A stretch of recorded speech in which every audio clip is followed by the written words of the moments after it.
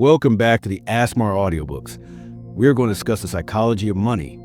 Chapter 2. If you haven't listened to Chapter 1 yet, I highly recommend starting there first to fully grasp the insights and build upon the lessons we've already covered. You'll find essential foundations on how money truly works, not just in numbers, but in human behavior. So before we dive into this next chapter, make sure you're all caught up. Now, let's continue uncovering the timeless principles that shape our relationship with wealth, greed, and happiness. Chapter 2. The Psychology of Spending. Why we buy things we don't need. Chapter 2.1. Why we spend money. Imagine this.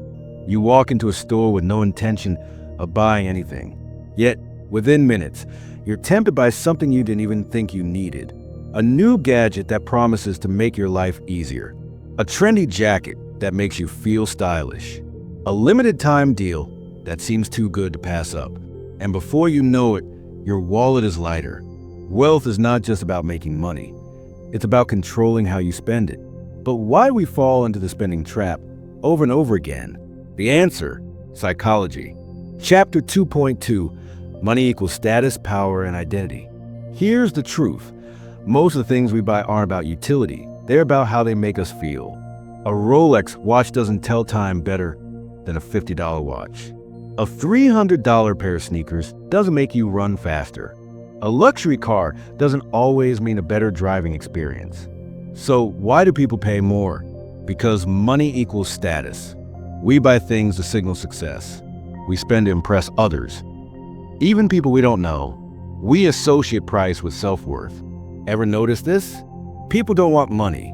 They want what money represents. They don't want a Ferrari. They want the status of owning one. They don't want a Gucci bag. They want the social validation that comes with it. They don't want millions in the bank. They want the freedom it gives them.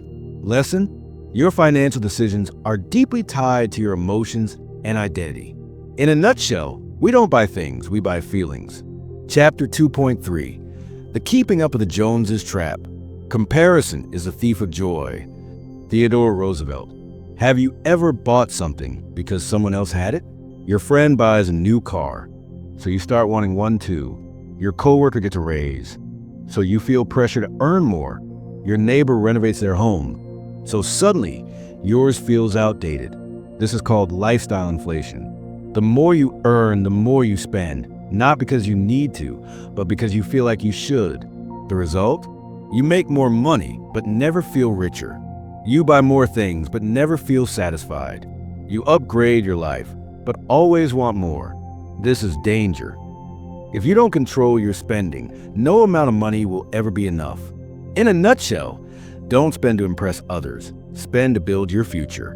Chapter 2.4. Why retail therapy feels so addictive. Have you ever shopped to feel better?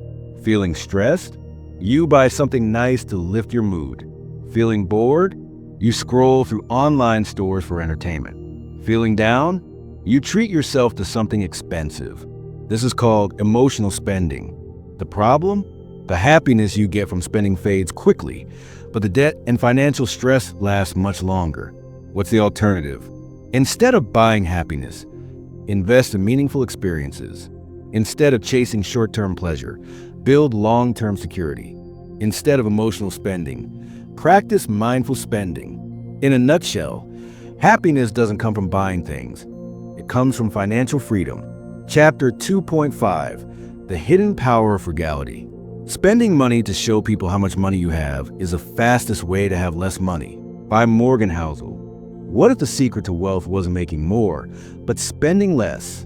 Look at the richest, most financially successful people.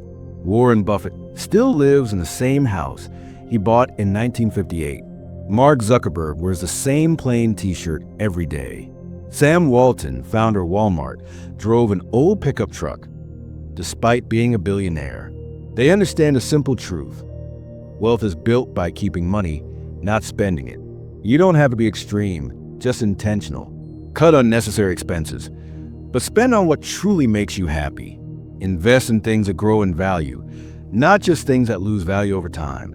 Prioritize long-term wealth over short-term pleasure.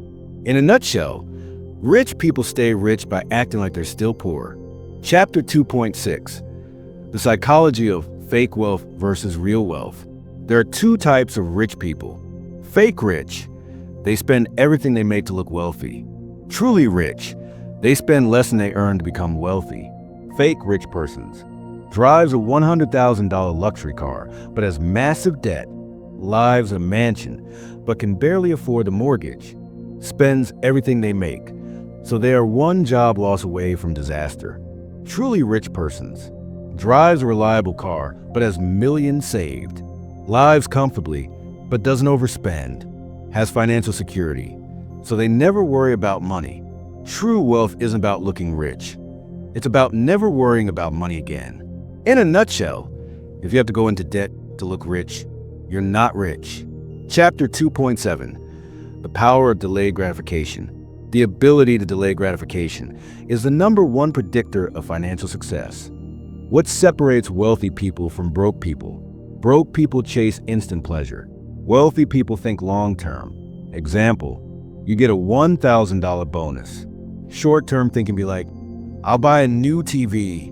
But long-term thinking be like, I'll invest it and grow my wealth. Lesson?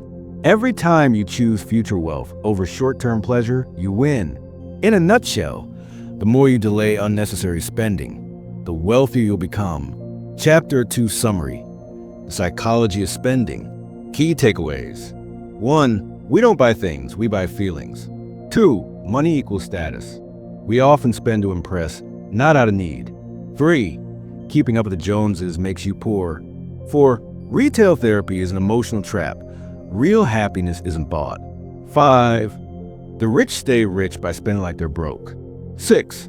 Fake wealth is debt-driven. Real wealth is financial freedom. 7. Delayed gratification equals financial success. So master your spending habits, and you'll master your financial future. Thank you for listening to ASMR Audiobooks. If you enjoyed this chapter, don't forget to subscribe so you don't miss Chapter 3 of The Psychology of Money. Like this video to support the channel. Share with others who would benefit from these insights. Subscribe and turn on notifications to continue the journey in the next chapter. Stay tuned for Chapter 3. Coming up next,